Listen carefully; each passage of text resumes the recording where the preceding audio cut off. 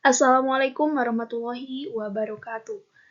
Kali ini saya akan membahas peran buzzer dan influencer dalam kampanye pemilu 2024. Perkenalkan, saya Sistri Widayanti dengan NIM 210222030.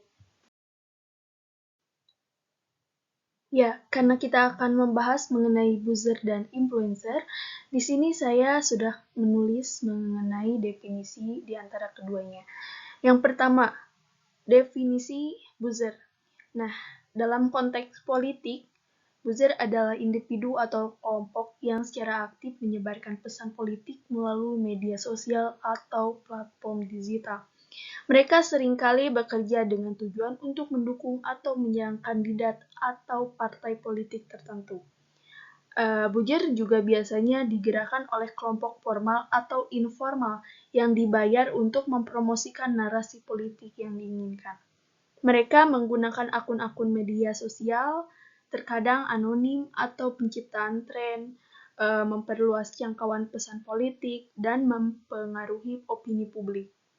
Dan itu kita juga sudah sering sekali mendengar tentang buzzer. Dan yang kedua, influencer. Definisi ini adalah individu yang memiliki pengaruh besar di media sosial, terutama di kalangan pengikutnya, atau dibilang followers. Karena popularitas mereka dalam suatu bidang seperti gaya hidup, liburan, ataupun politik. Influencer menggunakan platform mereka untuk berinteraksi dengan audiens dan sering dilibatkan dalam kampanye politik untuk mempromosikan kandidat dan isu tertentu. Pengaruh mereka bersifat lebih personal dan seringkali dianggap lebih autentik oleh pengikut mereka, teman-teman. Nah, teman-teman, kenapa sih gitu peran buzzer dan influencer penting dalam kampanye pemilu? Yang pertama ada jangkauan luas. Jangkauan luas seperti media sosial memungkinkan buzzer dan influencer menjangkau audiens yang sangat besar dalam waktu yang sangat singkat tentunya. Mereka juga bisa menyebarkan pesan ke berbagai segmen masyarakat, termasuk pemilih muda yang lebih banyak mengonsumsi informasi politik melalui platform digital daripada media tradisional. Lalu yang kedua, efektivitas komunikasi. Ya, buzzer menggunakan teknik seperti menciptakan tagar gitu yang viral, serangan terorganisir dan amplifikasi pesan yang bisa membuat narasi politik tertentu menjadi dominan. Influencer di sisi lain juga memanfaatkan kepercayaan dari audiens mereka, membuat pesan politik lebih mudah diterima oleh pengikut yang merasa dekat dengan mereka begitu. Terus yang ketiga ada pengaruh emosional.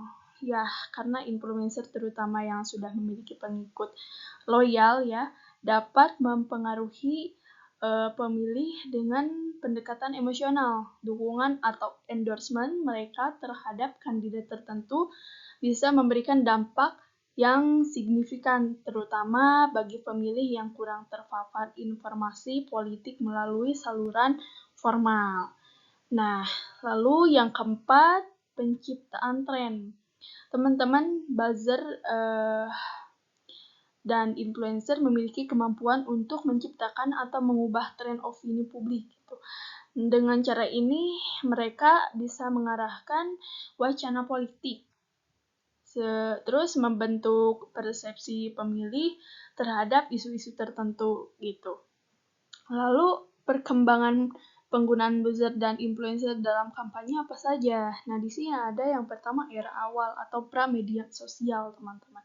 Maksudnya gimana? Jadi sebelum media sosial berkembang pesat, buzzer biasanya beroperasi di media tradisional seperti radio gitu kan. Apalagi orang tua gitu ya. Zaman dulu pasti, tapi zaman sekarang juga ada. Masih ada yang suka.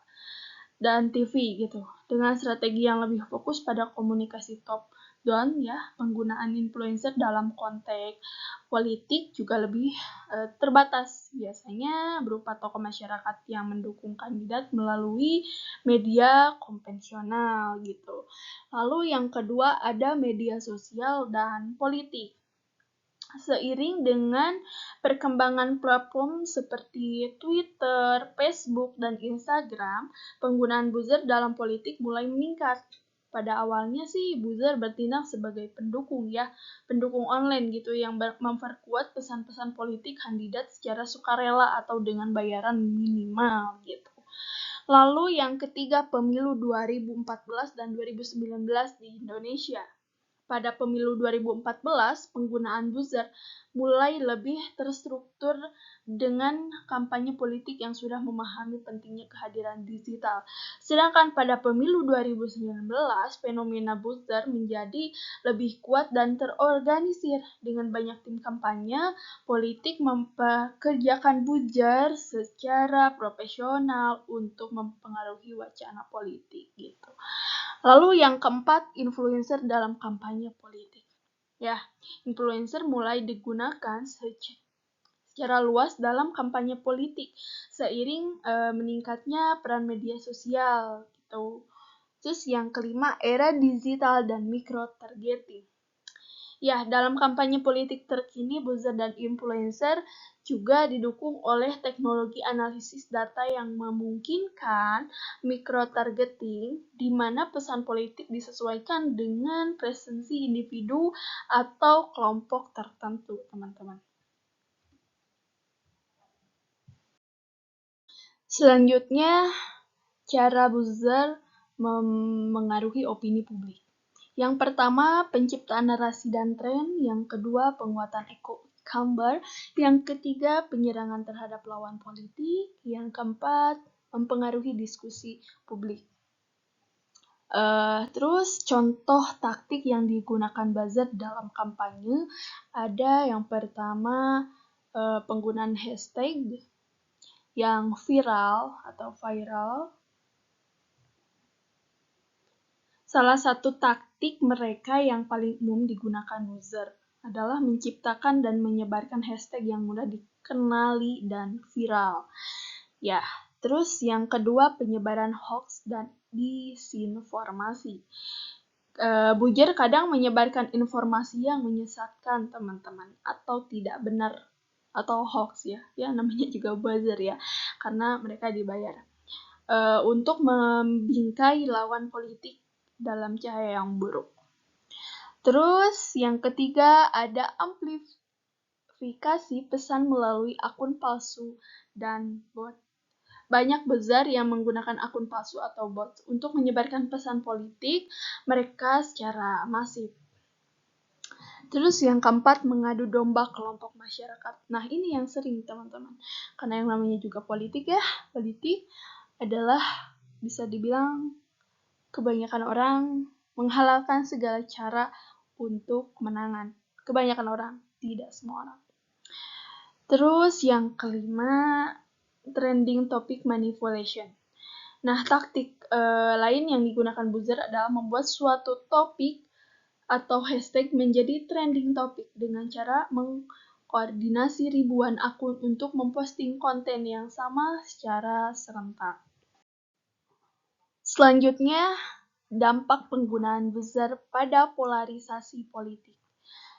Meningkatkan polarisasi di masyarakat, teman-teman, buzzer ini seringkali memperkuat opini yang ekstrim ya, dan mendorong narasi yang memecah belah, alih-alih sih mempromosikan dialog yang konstruktif, mengaburkan fakta dan disinformasi dan mengurangi kepercayaan publik dan memperdalam kesenjangan sosial. Dengan memperkuat narasi yang hanya mendukung satu kelompok dan merendahkan kelompok lainnya, buzzer dapat memperdalam kesenjangan sosial dan politik. Begitu. Mereka mencuci otak, bisa dibilang juga seperti itu, seperti ya mencuci otak luar juga. Jadi kalau misalkan mereka sudah pro mungkin itu akan melakukan berbagai macam cara untuk meraih apa yang mereka inginkan. Selanjutnya, alasan influencer menjadi aktor penting dalam komunikasi politik. Ada 4 teman-teman.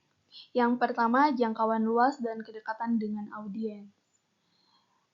Influencer memiliki jutaan pengikut, teman-teman, yang melihat mereka sebagai figur yang autentik dan relatable. Ini memberi mereka kemampuan untuk menyampaikan pesan politik dengan cara yang lebih personal dan menarik dibandingkan dengan politisi atau media konvensional. Terus yang kedua ada kredibilitas dan kepercayaan. Influencer itu memiliki hubungan yang lebih dekat, teman-teman, dan lebih personal dengan pengikut mereka dibandingkan dengan aktor politik tradisional. Audiens cenderung mempercayai tentunya pendapat influencer karena melihat mereka sebagai orang biasa yang mewakili kepentingan atau gaya hidup yang serupa dengan mereka. Gitu. Terus yang ketiga ada kemampuan untuk menciptakan narasi politik yang menarik. Influencer mampu menyampaikan narasi politik melalui format yang kreatif seperti video, postingan media sosial, dan konten visual lainnya. Yang keempat, pengaruh terhadap pemilih muda dan generasi digital. Pemilih muda seringkali lebih tertarik pada konten yang disampaikan oleh influencer, teman-teman, di platform media sosial daripada iklan politik tradisional. Dengan meningkatnya jumlah pengguna media sosial di kalangan generasi milenial dan Gen Z, influencer menjadi aktor penting dalam membentuk persepsi politik kelompok usia ini gitu. Lalu pengaruh endorsement influencer terhadap pemilih ada 4 juga. Yang pertama, membangun kepercayaan. Teman-teman, ketika seseorang influencer mendukung kandidat atau partai politik ya, pengikut mereka cenderung melihat hal itu sebagai rekomendasi yang tulus gitu. Yang kedua, ada meningkatkan exposure kandidat. Jadi endorsement dari influencer dapat memberikan exposure besar kepada kandidat, terutama kepada kelompok pemilih yang mungkin tidak terlalu memperhatikan yang namanya politik gitu. Terus yang ketiga, mempengaruhi preferensi politik. Dengan menyampaikan pesan politik secara informal dan menyenangkan, influencer dapat mengubah pandangan politik pengikutnya. Pemilih terutama yang belum memiliki preferensi politik yang kuat bisa terdorong nih untuk memilih kandidat yang didukung oleh influencer yang mereka kagumi. Cuman teman-teman, untuk yang mungkin belum terlalu jauh mengenal politik, mulai saat ini harus lebih mengenal lagi karena ada beberapa kejadian terutama di pemilihan presiden kemarin atau pemilu kemarin 2024, itu ketika saya tanya, kenapa milih A misalnya, mereka hanya menjawab, dia asik. Dia, ya pokoknya alasan-alasan yang seharusnya tidak seperti itu. Maksudnya, harapan saya adalah ketika mereka memilih pemimpin yang notabene tidak 1-2 hari mereka menjabat, melainkan beberapa tahun, dan untuk kemajuan negeri ini, bangsa ini, seharusnya orang-orang yang sudah diberi hak memilih itu harus punya pemikiran atau pandangan yang jelas. Misalnya, saya memilih si A karena latar belakangnya oke, pendidikannya oke misalnya. Tidak dengan alasan, karena saya suka aja. Itu menurut saya kurang bagus. Tapi mudah-mudahan kedepannya anak-anak Indonesia, orang-orang yang kurang melek politik, bisa lebih melek lagi ke depannya. Gitu. Oke, yang keempat ada penggerakan partisipasi politik ya. Ya, jadi influencer juga mendorong partisipasi politik yang lebih besar seperti mengajak pengikut untuk mendaftar sebagai pemilih, menghadiri kampanye, atau bahkan berpartisipasi dalam diskusi politik di media sosial gitu. Next, teman-teman. Platform media sosial digunakan oleh buzzer dan influencer. Ada beberapa media sosial yang digunakan buzzer dan influencer yang digunakan. Di antaranya ada Twitter, Instagram, TikTok, dan YouTube. Nah, teman-teman, semua media sosial tersebut adalah tempat para buzzer dan influencer karena mereka sudah tahu bahwa setiap orang pasti menggunakan dan aktif di sosial media gitu kan. Akan tetapi perbedaan dampak dari 4 media sosial tersebut pasti berbeda, seperti jangkauannya ataupun durasi dan kedalaman pengaruhnya gitu. Sebetulnya ada beberapa aplikasi lagi. Jadi 4 aplikasi yang saya tulis di sini itu hanya kebanyakan. Adapun media sosial lainnya seperti Facebook itu pun termasuk, hanya saja sekarang yang lagi benar-benar yang mereka eksis gitu, yang banyak mereka eksis itu di 4 ini gitu. Oke, selanjutnya etika penggunaan buzzer dan influencer. Ada disinformasi, hoax, dan manipulasi opini. Di antara ketiga ini adalah masalah etika utama dalam kampanye politik yang melibatkan buzzer dan influencer. Adapun beberapa aspek penting dari masalah ini meliputi yang pertama disinformasi yang berarti penyebaran informasi yang salah satu menyesatkan secara sengaja gitu sering digunakan juga untuk memengaruhi opini publik dan menciptakan perspektif negatif terhadap lawan politik. Jadi penjelasannya adalah ketika misalnya si buzzer ini dibayar oleh salah satu kandidat untuk membumingkan nama dia, memviralkan, otomatis dia juga akan menjatuhkan lawan gitu. Terus yang kedua ada hoax. Hoax adalah salah satu bentuk informasi yang disebarkan untuk menimbulkan kepanikan, kebencian atau dukungan terhadap suatu pihak atau bisa disebut dengan penipuan ini juga ya. Terus yang ketiga manipulasi opini. Jadi buzzer dan influencer menggunakan narasi yang memanipulasi emosi publik seperti ketakutan dan harapan untuk mengarahkan opini publik gitu.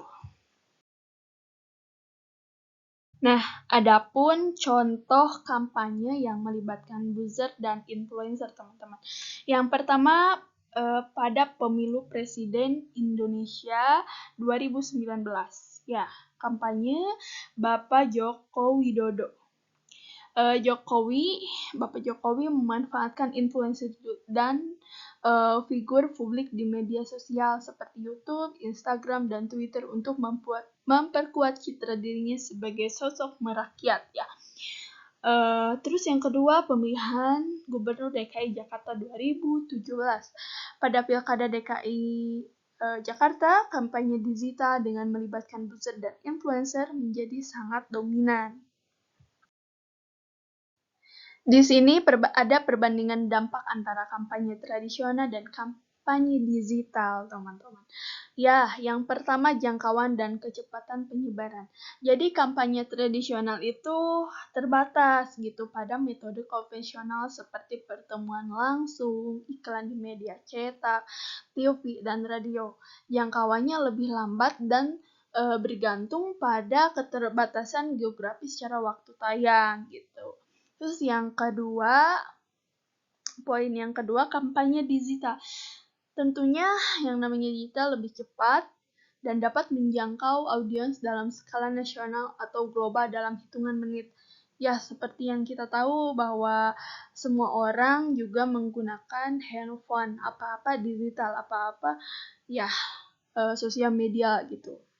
Sedangkan kalaupun semua orang punya TV, jujur saja tidak semua orang fokus ke TV karena satu channel tidak tidak selalu membahas satu topik gitu. Sementara kalau digital istilahnya di TikTok nih, satu aja media sosial TikTok gitu kan. Ada banyak konten-konten ada banyak konten yang orang lain buat sehingga kita juga dapat melihat perkembangan gitu. Ya, yang kedua lanjut biaya kampanye. Kampanye tradisional biasanya lebih mahal. Ya, karena memerlukan tentunya banyak orang karena menyelenggarakan acara kayak gitu. Terus iklan di TV, baliho itu termasuk kampanye tradisional. Namun ada juga kampanye digital. Ya tentu saja relatif murah karena platform media sosial menawarkan biaya iklan yang lebih fleksibel dan efektif. Jadi tidak akan menyalahkan bahwa sekarang banyak menggunakan buzzer. Akan tetapi mungkin efek negatifnya adalah yang kurang paham politik tidak tidak paham maksudnya seperti apa gitu. Selanjutnya kesimpulan. Teman-teman, buzzer dan influencer memiliki peran besar dalam membentuk persepsi publik mengenai kandidat dan isu politik. Pada pemilu 2024, strategi kampanye semakin mengandalkan platform digital. Karena kembali lagi tadi, digital lebih murah, lebih cepat, lebih efisien gitu. Buzzer dan influencer menjadi bagian penting dari strategi ini. Dengan kemampuan mereka untuk menjangkau pemilih secara langsung dan menyebarkan pesan kampanye yang disesuaikan untuk audiens tertentu atau micro-targeting. Buzzer dan influencer memegang peran yang besar dalam kampanye politik modern. Namun, penting bagi masyarakat untuk lebih kritis terhadap konten yang mereka konsumsi demi menjaga kualitas demokrasi. Mungkin itu yang dapat saya sampaikan. Mudah-mudahan ada banyak manfaat untuk yang menonton dan mendengarkan. Terima kasih.